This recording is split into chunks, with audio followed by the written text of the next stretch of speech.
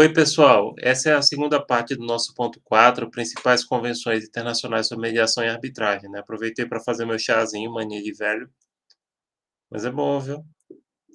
Tomei um chá também, não é só aquela questão da mediação. Daqui a pouco eu vou fazer minha meditação, por sinal, já é mais de 11 horas. Gente, mas agora voltando aqui ao nosso objeto, vamos lá. Então vamos prosseguindo aqui. Artigo 5º, parágrafo 1º, né, da Convenção Nova York de 1958, a gente vai falar agora das últimas alíneas. Quando tem essa assim, A, B, C e D, a gente chama isso alínea, tá? D. A composição da autoridade arbitral ou procedimento arbitral não se deu em conformidade com o acordado pelas partes ou na ausência de tal acordo, né, não se deu em conformidade com a lei do país em que a arbitragem ocorreu. Então, pessoal, aqui são circunstâncias em que pode-se alegar a nulidade da sentença arbitral e que seriam necessário você analisar isso aqui e haver a possibilidade desse deferimento, né, dessa nulidade da sentença arbitral.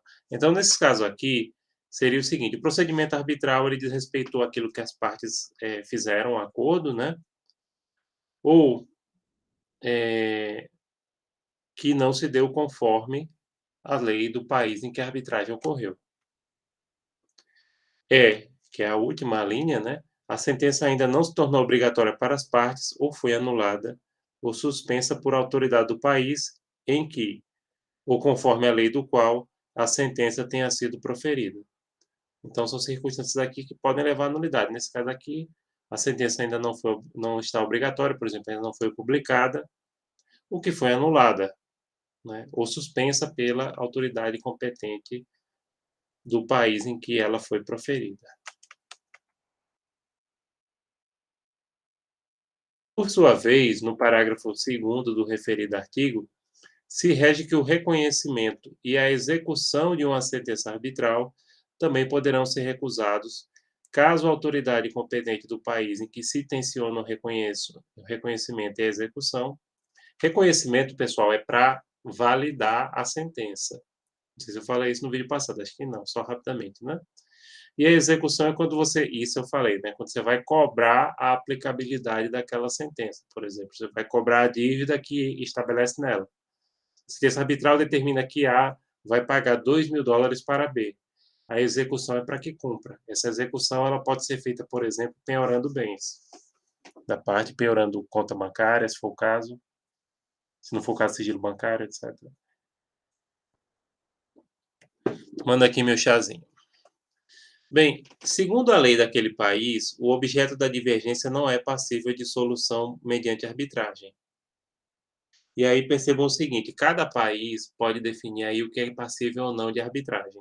No caso aqui do Brasil, a gente já viu isso, são os direitos disponíveis e que não tenham parte por suficiente, né? Direitos, por exemplo, em relação à questão de obrigações, de contratos, né, e que não haja uma parte que seja considerada mais frágil da relação jurídica, né, como, por exemplo, os menores, como, por exemplo, consumidores, etc.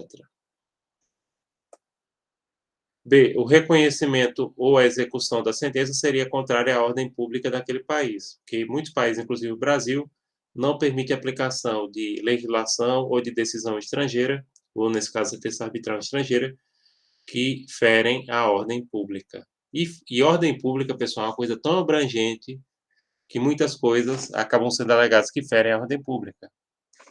Por exemplo, fraude à lei, até casamento poligâmico, o STF já julgou que feriria a ordem pública, mas é outra história, que é uma circunstância diferente. Nesse caso, não é reconhecimento de sentença arbitral, é de casamento realizado no exterior.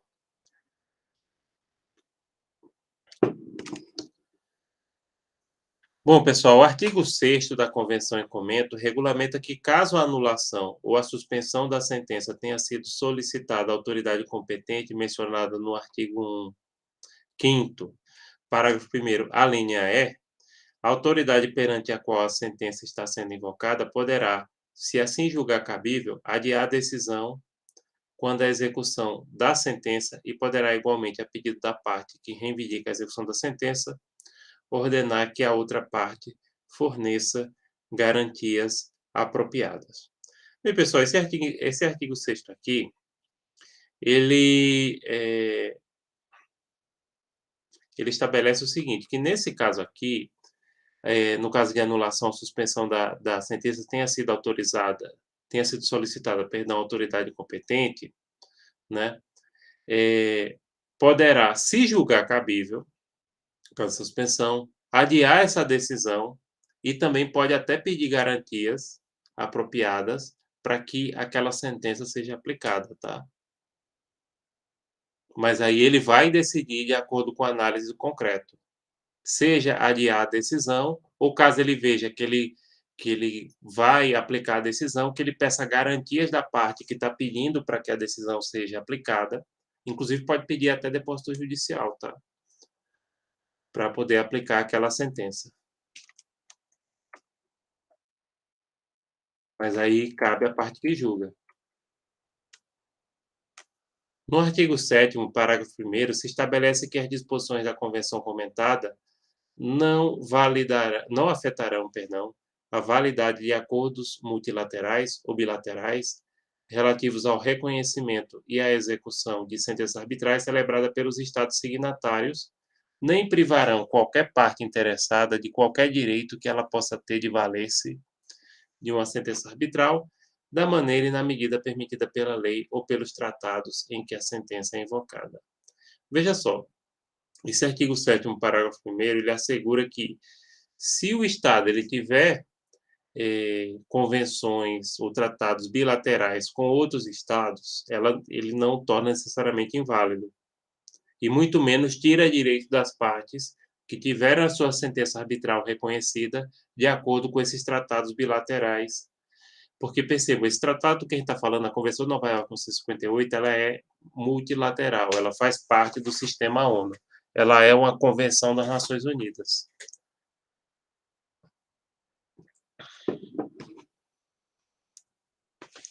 Bem, pessoal, o artigo 8º, parágrafo 1º, determina que a Convenção de Nova York estaria aberta até 31 de dezembro de 1958 à assinatura de qualquer membro das Nações Unidas e também de qualquer outro Estado que seja ou que doravante se torne membro de qualquer órgão especializado das Nações Unidas, ou que seja ou que doravante se torne parte do Estatuto da Corte Nacional de Justiça ou qualquer outro Estado convidado pela Assembleia Geral das Nações Unidas. Resumindo, essa convenção aqui, pessoal, ela é aberta para os Estados-membros da ONU ou que estão ligados à entidade aqui que faz parte da ONU, que é a Corte Nacional de Justiça, que é o braço judiciário da ONU, tá?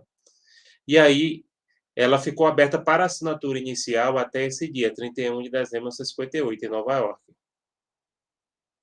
E também aqui perceba que abre a possibilidade para assinatura e ratificação posterior, como é o caso, inclusive, do próprio Brasil, né? Não sei se o Brasil ratificou só, em que ano mesmo, pessoal? Espera ainda, vou falar agora. Está lá no comecinho dos slides, não decorei, né? O Brasil ratificou em 2002. Isso não significa que o Brasil tenha assinado em 2002. Foi quando esse processo foi concluído com o envio da carta de ratificação lá para Nova York, para a Secretaria da ONU. Que às vezes alguém assina, o Poder Executivo assina o tratado, demora anos, anos. Mas o que interessa, como eu disse a vocês, o que interessa é a data de ratificação. A assinatura não interessa, não. Para dizer que o Brasil se submete a esse tratado, né?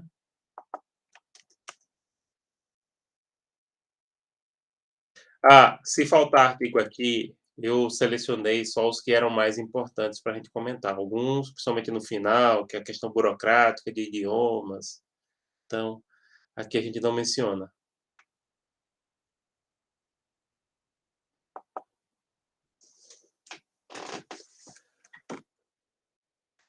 Bom, pessoal, o parágrafo 2º do artigo mencionado permite que a Convenção de Nova York, 1958, seja ratificada e o instrumento de ratificação será depositado junto ao secretário das Nações Unidas, ou seja, manda para o quartel-general da ONU em Nova York.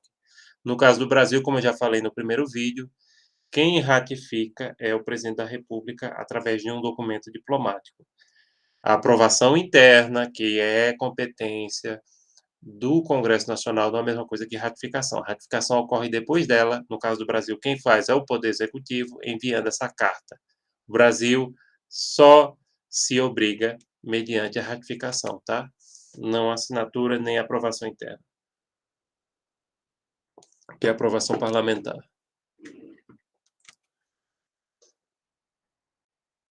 Bem, o artigo 11 da Convenção de Nova York regula que, no caso de um Estado federativo ou não unitário, aplicar-se-ão as seguintes posições, né? No caso de federações.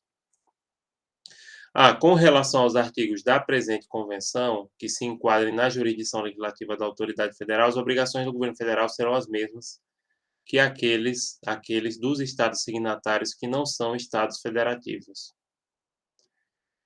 Bem, pessoal, nesse caso aqui, isso é para estados federais, estados que não sejam unitários, né?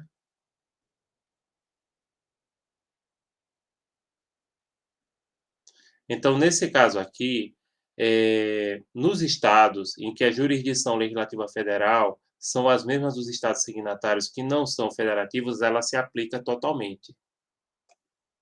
B. Com relação àqueles artigos da presente convenção que se enquadrem na jurisdição legislativa dos estados e das províncias constituintes, que, em virtude do sistema constitucional da Confederação, não são obrigados a adotar medidas legislativas, o governo federal, o mais cedo possível, levará tais artigos, com recomendação favorável, ao conhecimento das autoridades competentes dos estados e das províncias constituintes.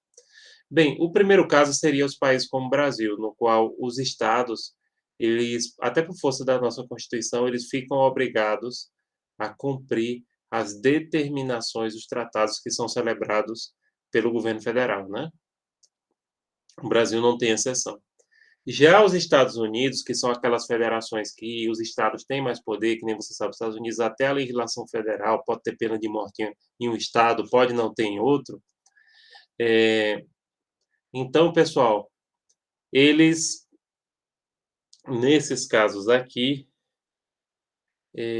aí se recomenda que o governo federal incentive que esses estados ou essas províncias, eles aprovem as disposições, tá? Mas isso é o seguinte, aqui o Brasil ele tem um sistema de federação muito centralizado, os Estados Unidos é mais descentralizado. Por um motivo bem simples, né? O Brasil começou como um estado unitário e os Estados Unidos começou realmente como uma confederação de estados independentes. A princípio, as 3 colônias eram independentes, cada uma tinha uma conexão independente com o Reino Unido, né? Então, isso aí está na origem até da própria história do país. Por isso que lá tem um sistema que tem mais autonomia dos estados e aqui não. B. Um Estado federativo parte da presente convenção, atendendo a pedido de qualquer outro Estado signatário que lhe tenha sido transmitido por meio do secretário das Nações Unidas, uma declaração da lei e da prática na Confederação e em suas unidades constitutivas com relação a qualquer disposição em particular da presente convenção, indicando até que ponto se tornou efetiva aquela disposição mediante ação legislativa ou outra. Pessoal, é o seguinte, isso aqui. Nesse caso desses estados que têm mais autonomia, o Estado, o governo federal, ele tem a obrigação de informar aonde se aplica e em quais pontos são aplicáveis essa convenção em cada Estado membro da federação, tá? É isso. Então, eles têm que obrigar. Não, porque tem Estado que pode não aceitar essa convenção, tem outro que pode aceitar, beleza. Mas aí o governo federal tem que informar esses detalhes. O ar o artigo 13, parágrafo 1º, permite que qualquer Estado signatário possa denunciar a referida convenção mediante notificação por escrita ao secretário-geral das Nações Unidas. A denúncia terá efeito 1 ano após a data de recebimento da notificação pelo secretário. Não sei se vocês lembram do direito internacional público, mas denúncia, pessoal, aqui não é apontar uma irregularidade. denúncia se retirar do tratado. Inclusive, não precisa nem, em muitos casos, ser justificado. E não é necessariamente por uma irregularidade, é porque o Estado não quer mais participar daquele tratado. Aí, nesse caso aqui, a denúncia, ou seja, o Estado ele só vai sair totalmente do tratado 1 ano após a notificação do secretário-geral das Nações Unidas. É bom que a gente está revisando algumas coisas de direito internacional público, né? Pronto, aqui a gente terminou a Convenção de Nova York de 1958. Agora a gente vai começar a falar sobre a Convenção Interamericana sobre Arbitragem Internacional, a Convenção do Panamá de 1965. Estava pensando até em pausar agora, mas como é tudo dentro do mesmo assunto, então vamos prosseguir, né? E falta aí uns 5 minutinhos para a gente fazer aqueles vídeos de 20 minutos, como a gente tinha combinado com vocês, né? Então, pessoal, nesse caso aqui, agora a gente vai comentar a Convenção Interamericana sobre Arbitragem Comercial Internacional, a Convenção do Panamá, de 1975. Essa convenção, gente, ela é da OEA, tá? Ela não é da ONU. Ela estabelece em seu artigo 1º que é válido o acordo das partes, em virtude do qual se obrigam a submeter à decisão arbitral as divergências que possam surgir ou que hajam surgido entre elas com relação a um negócio de natureza mercantil. O respectivo acordo constará do documento assinado pelas partes, ou de troca de cartas, telegramas ou comunicação por telex. Percebam que essas convenções, geralmente, elas aceitam até formas mais simplificadas de acordo por troca de cartas, até telegrama. Telex é uma coisa que não existe hoje. Eu vi telex em Caruaru aqui nos anos 90, trabalhava na prefeitura da minha cidade nos anos 90, também tinha um telex velho quebrado que ninguém usava mais. O telex, pessoal, era uma mistura de máquina de escrever com fax, né? Não sei nem se você sabe mais o que é fax. Enfim, era um aparelho que recebia cartas, documentos, tá? Deixa eu ver aqui se eu acho algum telex, né, para mostrar. Senão vocês podem pesquisar. Era algum, como eu disse, eu vim em Caruaru, tinha um hotel aqui que eu me hospedava quando eu vinha a Caruaru a serviço. Tem nada a ver com telex free, viu? Aí era uma pirâmide, etc, né? Deixa eu mostrar aqui o que é um telex. Pronto, perfeito. Deixa eu mostrar aqui. Eu recebia documentos. Era uma mistura de máquina de escrever com fax. Só que o fax escaneia, né? Quem aqui já viu um fax, ele escaneia. Nos anos 90 estava todo mundo já usando fax. Porque o fax você ligava no aparelho telefônico, né? O fax escaneava o documento, o telex não. O telex ele ficava fazendo batata na medida que ele estava recebendo a mensagem. Só para mostrar para vocês, só por curiosidade. Vocês sabem que eu sou meio cringe, né, gente? Pronto, o telex é aqui, você digitava a mensagem, o outro aparelho reproduzia. Ele digitava no teclado a mensagem e o outro aparelho lá reproduzia o documento. Percebam que a vantagem, o fax nos anos 90 ele substitui porque o fax escaneia. Você coloca o documento todo, se tiver desenho, se tiver qualquer coisa, ele reproduz, né? O telex, ele digitava automaticamente, quando você digitava aqui e do outro lado que estava recebendo ia sendo digitado. Mas voltando aqui o que interessa.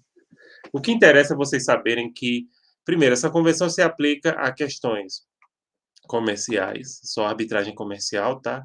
E aí eles aceitavam qualquer forma de celebração de acordo, os estados que fazem parte, né? Inclusive por esses mecanismos eletrônicos, elétricos, né? O telex virou moda na década de 70 e 80, era muito chique. Os bancos usavam muito. Primeira vez que eu vi um computador na minha vida foi num banco no final dos anos 80. Poxa, gente. Agora vocês me fizeram assumir que eu estava vivo no final dos anos 80. Sim, eu vi. Meninos, eu vi. Que era um personagem de novela que falava isso. Meninos, eu vi. Inclusive daquele ator que morreu há pouco tempo, Luiz Gustavo, né, que fazia vários sitcom. Ele tinha uma novela que ele dizia: "Meninos, eu vi", era um locutor. Mas deixa, gente, deixa eu voltar aqui ao momento cringe. Brincar um pouquinho, porque esse assunto é um pouco chato, né, então não pode enrolar demais. Bem, o artigo 2º da Convenção Comentada define que a nomeação dos árbitros será feita na forma em que convierem às partes. Sua designação poderá ser delegada a um terceiro, seja esta pessoa física ou jurídica. Os árbitros poderão ser nacionais ou estrangeiros. Notem que muita coisa que tanto a Convenção de Nova York de 58 quanto a Convenção do Panamá de 75 estabelecem são no sentido, pessoal, de que a legislação acabou reproduzindo, né? Inclusive essa questão, as partes podem nomear como árbitro quem elas quiserem, pode ser uma pessoa física, pode ser uma pessoa jurídica como uma câmara arbitral, e esses árbitros não importa se eles sejam nacionais ou estrangeiros. Pronto, vamos encerrar esse vídeo, depois a gente prossegue com a terceira parte e as demais partes que forem necessárias, que eu ainda não sei. Mas aí as referências são aquelas que a gente já falou. No caso aqui, na tela, vocês podem olhar o seguinte: essa que a gente está comentando agora é a Convenção Interamericana sobre Arbitragem Comercial, Convenção do Panamá de 75, a autoria da Organização dos Estados Americanos, OEA, porque ela faz parte do sistema interamericano. Então é por isso, gente. Bom, pessoal, aqui encerramos por hoje e depois a gente volta com mais vídeos para vocês, tá certo? Então, pessoal, tchau, tchau.